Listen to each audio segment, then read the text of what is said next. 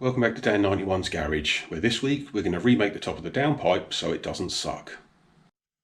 So this is the remade part. Essentially I've made a new sort of elbow to come out the top. There's the other 90 that's going to join to it. So we made a new collector, went and bought one of these off of eBay, mild steel T25 flange.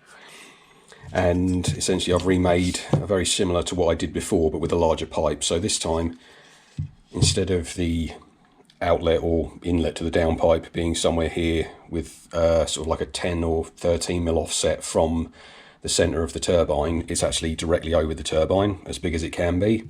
So that's there, and this is made from a 2.5 inch pipe, not a 2-inch pipe. So this is 63 mil outsides rather than 51. And as you can see there, there's an absolute bucket load more area for it to flow through. So essentially the turbine is now central to this area and will fire its gases straight down the hole, and about half of the wastegate I'd say was covered, and the other half of the wastegate's kind of peeking in there anyway. Got a little bit of a ramped surface on here, obviously that'll help guide the gases up and through. So there we go, that's 2.5 inch, which I squeezed down to an oval shape, and obviously you can see the sort of remnants of it round to here. That's what's left of it going in there, and the rest of this is the new wall. And yeah, so I worked out that 2-inch, or the idea of 2-inch 51 mil with a 1.5 mil wall left me 48 mil ID, and this one obviously is 63 and a bit mil, so 60 odd mil ID. And the larger 2.5 inch pipe had about 56% larger cross-sectional area. So yeah, there we go, should flow even more than ideal for the power output I want for this vehicle. Again, I'm only after maybe 250 or 300 crank, which I seriously doubt the gearbox is going to like anyway. The old design, the idea of the pipe was the same as the exducer for the turbine anyway, so I certainly couldn't have gone any smaller, but without squeezing the pipe you certainly can't go any bigger. So there we go, I squeezed it down, made my life a lot harder to actually manufacture it, but there we go, that was that. Obviously it should be a lot better as far as potential flow and efficiencies of the downpipe, so much happier with that. And thank you to whoever commented on the last video saying it looked a bit inefficient. I did go back and look at all the footage, and like I said, although it would have been fine, I think for what I was doing it certainly could have been better. And being as I figured before we run it or drive it, you know, I've got the opportunity to change it. So I've made the top of this. We're going to take the downpipe off now and start chopping stuff about. Right then, so we're midway through.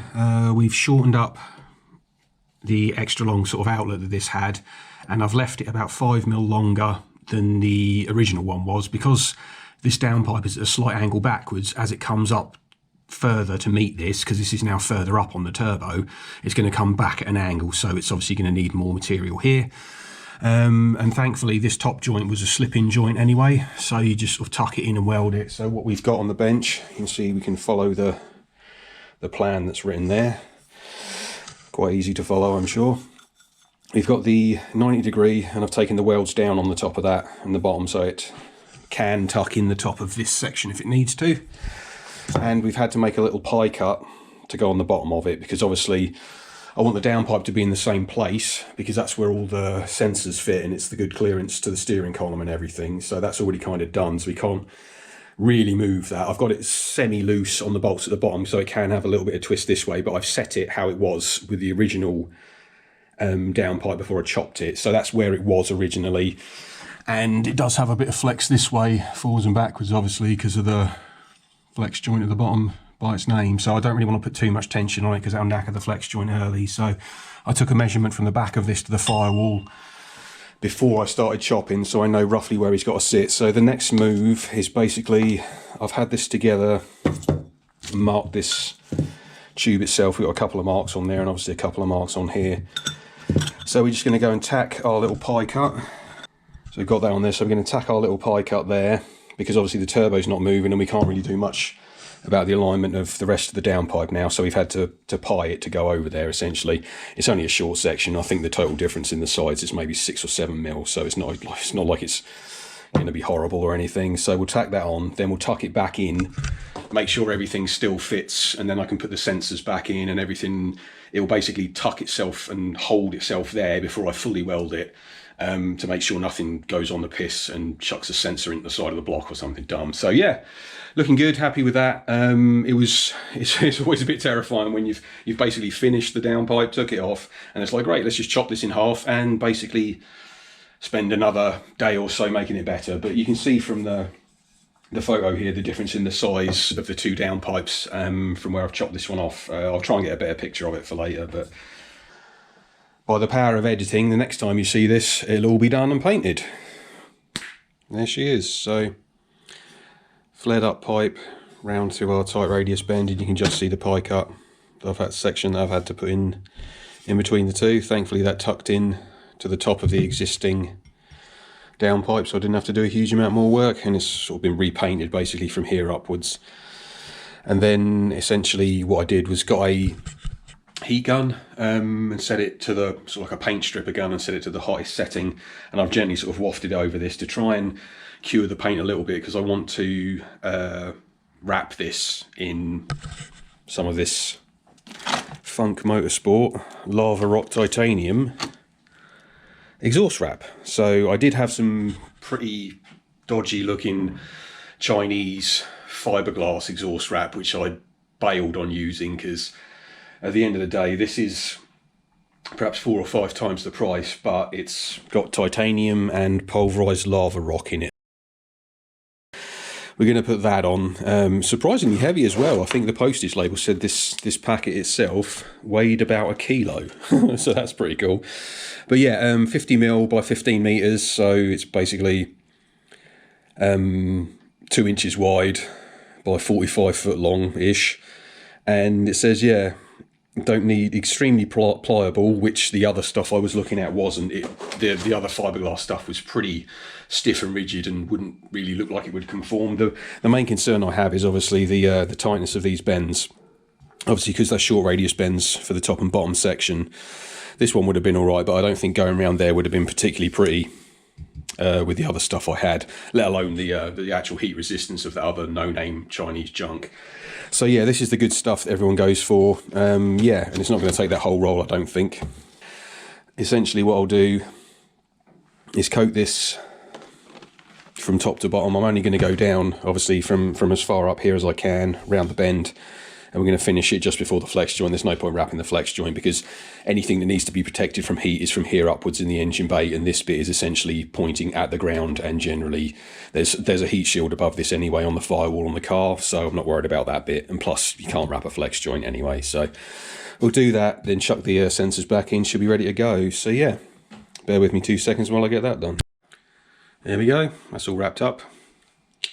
Anyway, so started off at the top here, folded the corner under at 45 degrees, which then allowed me to wrap over it and basically hold it down with the next layer. And as I'm wrapping it, obviously this is 2 inch or 50mm, so I was trying to wrap it so there was roughly sort of half overlapping, so maybe 25mm sort of per band. Obviously where the bends turn up, it all gets a bit wonky, but it is what it is. So yeah, I managed to wrap it down to the first boss fine, but no matter which way I tried to wrap it, over this it turned out pretty ugly, and all of the sort of material was a bit loose. So I didn't fancy doing that, because you had to basically jump right round this boss. So what I did was I cut myself off a strip, wrapped that round it, and then wrapped to that, and then clamped over it. So there's a single wrap here, and then started again on the other side of it, again with the folded over corner trick, so I don't need a clamp there. Followed it down. Thankfully, because this boss is on a corner, that behaved a lot better. So it is a little bit ruffled up here, but there isn't a huge amount exposed, so I'll be able to easily get the boss in there, and everything's covered up on the back anyway. So carried on wrapping round. This stuff is pretty compliant. Like it says, it's pretty flexible, pretty compliant, and it behaves itself a lot nicer than the cheaper stuff. So, and it did cost 60 quid, as opposed to like 8 quid for the cheap fiberglassy junk you can get. But like I say, it was the cheapest titanium lava impregnated one I could get that was a brand name as well. So yeah, more than happy with that, and I will happily be using that in the future. So yeah, I did glove up just in case. No matter, it does say you don't have to, but you might get an irritation, so wash your hands afterwards and all that. So I figured, why risk it? So yeah, chuck some gloves on. And the good thing is with the rubber sort of texture of those gloves, helps you pull it tight without slipping. So round we go. And instead of using, it does come with a metal like cable tie sort of strappy things, but they, in my experience, no matter who makes them, they don't tighten up you can't really get them to pull up tight and hold. They always seem to relax back a bit, and when you cut them off, they leave like a razor sharp edge that just cuts your hands up every time you try to tighten a screw next to it. So I just don't bother anymore. So yeah, a couple of nice Jubilee clips, wang those on there, and like I say, started again here, wrapped my way around, and we finished here again, another 45-degree tucked in end, and then Jubilee clip on there. So jobs are good. Yeah, I'm going to chuck that back on the car now. Obviously you need to put the sensors back in. Remember not to over tighten those, because they don't need a huge amount of torque to tighten those in anyway. So yeah, tighten those up and chuck it back on the car. I'm not going to film any of it again because it's a sort of slightly gold coloured downpipe now going into a black engine base. You won't be able to see anything anyway. So here we go, 3, 2, 1, and it goes. So there we go. All sorted and back in where he needs to go. You can see obviously the extra protection it's going to give. Save roasting the heater lines. If we look further down there, there's obviously good protection now against the steering column and the automatic transmission cooler lines are on the back side of that as well. So yeah, generally speaking, it's a lot nicer and a lot safer for everybody. So yeah, all good fun. I think that when I redid the downpipe, I managed to gain perhaps an extra 5mm of clearance one way. And again, I managed to get slightly more clearance to the steering column as well.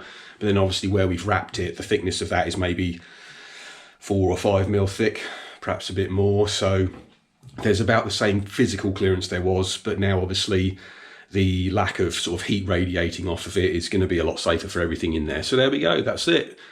All done with the downpipe redo, so probably onto intercooler stuff next. Not entirely sure what the next episode's going to be, but I certainly hope to see you boys and girls there. So thanks ever so much for watching. My name's Dan, this is Dan91's Garage.